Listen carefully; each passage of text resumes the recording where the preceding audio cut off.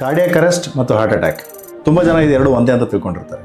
ಆದರೆ ಇವೆರಡರಲ್ಲಿ ತುಂಬ ಅಜಗಜಾಂತ ವ್ಯತ್ಯಾಸ ಇದೆ. ಹಾರ್ಟ್ ಅಟ್ಯಾಕಲ್ಲಿ ಏನಾಗುತ್ತೆ ಅಂದರೆ ಹಾರ್ಟಿಗೆ ಸಪ್ಲೈ ಮಾಡುವಂಥ ಬ್ಲಡ್ ವೆಸಲ್ಸಲ್ಲಿ ಬ್ಲಾಕೇಜ್ ಆಗುತ್ತೆ, ಕೊರೋನರಿ ಆರ್ಟರೀಸಲ್ಲಿ. ಸೊ ಅದು ಬ್ಲಾಕೇಜ್ ಆದಾಗ ಅದು 90% ಅಥವಾ 80% ಅಥವಾ 100% ಬ್ಲಾಕ್ ಆದಾಗ ಏನಾಗುತ್ತೆ ಅಂದರೆ ಬ್ಲಡ್ ಫ್ಲೋ ಆಗೋದೇ ಇಲ್ಲ. ಅವಾಗ ಹಾರ್ಟ್ ಮಸಲ್ ಏನು ಕಾಂಟ್ರಾಕ್ಟ್ ಆಗಬೇಕಾಗಿರುತ್ತೆ ಅದು ಹಾಳಾಗುತ್ತೆ. ಅದು ಹಾಳಾದಾಗ ಕಾಂಟ್ರಾಕ್ಷನ್ ಆಗೋದಿಲ್ಲ ಅಥವಾ ಮುಂದೆ ಬ್ಲಡ್ ಫ್ಲೋ ಆಗೋದಿಲ್ಲ. ಸೊ ಬ್ರೈನಿಗೆ ಅಥವಾ ಬೇರೆ ಸೈಡ್ ಬ್ಲಡ್ ಹೋಗೋದಿಲ್ಲ. ಸೊ ಆವಾಗ ಚೆಸ್ಟ್ ಪೇನ್ ಸ್ಟಾರ್ಟ್ ಆಗುತ್ತೆ, ಉಸಿರಾಡೋಕ್ಕೆ ತೊಂದರೆ ಸ್ಟಾರ್ಟ್ ಆಗುತ್ತೆ, ಹಾರ್ಟ್ ಫೇಲ್ಯೂರ್ ಕೂಡ ಆಗುತ್ತೆ. ಇದು ಯಾವ ರೀತಿ ಅಂದರೆ ಇದೊಂಥರ ಪ್ಲಂಬಿಂಗ್ ಪ್ರಾಬ್ಲಮ್ ಥರ. ಈಗ ನಿಮ್ಮ ಮನೆಯಲ್ಲಿ ಯಾವ್ದಾರ ಪೈಪ್ಗಳು ಬ್ಲಾಕೇಜ್ ಆಗಿ ಅಲ್ಲಿ ನೀರು ಬರಲಿಲ್ಲ ಅಂದರೆ ನೀವು ನೀರನ್ನ ಯೂಸ್ ಮಾಡೋಕ್ಕಾಗಲ್ಲ. ಸೊ ಅದೇ ರೀತಿಯಲ್ಲಿ ಹಾರ್ಟಿಗೆ ಬ್ಲಡ್ ಬರಲಿಲ್ಲ ಅಂದರೆ ಅದು ಕಾಂಟ್ರಾಕ್ಟ್ ಮಾಡೋಕ್ಕಾಗಲ್ಲ, ಅದು ಫಂಕ್ಷನ್ ಮಾಡಲಿಕ್ಕಾಗಲ್ಲ. ನಿಮ್ಮ ಮನೇಲಿ ಕರೆಂಟ್ ಹೋದರೆ ಏನೂ ಕಾಣೋದಿಲ್ಲ, ಎಲ್ಲ ಬ್ಲ್ಯಾಕ್ಔಟ್ ಆಗುತ್ತೆ. ಸೊ ಹಾರ್ಟಿಗೆ ಕೂಡ ಅದೇ ಕಾರ್ಡಿಯಾಕ್ ಅರೆಸ್ಟ್ ಅನ್ನೋದು ಹಾರ್ಟಿಗೆ ಕರೆಂಟ್ ಹೋದ ಹಾಗೆ. ಸೊ ಹಾರ್ಟಿಗೆ ಕರೆಂಟ್ ಸಪ್ಲೈನೇ ಆಗಲಿದ್ದಾಗ ಕಂಪ್ಲೀಟಾಗಿ ಸ್ಟ್ಯಾಂಡ್ ಸ್ಟಿಲ್ ಆಗುತ್ತೆ, ಸ್ವಲ್ಪ ಕೂಡ ಮೂಮೆಂಟ್ ಆಗಲ್ಲ.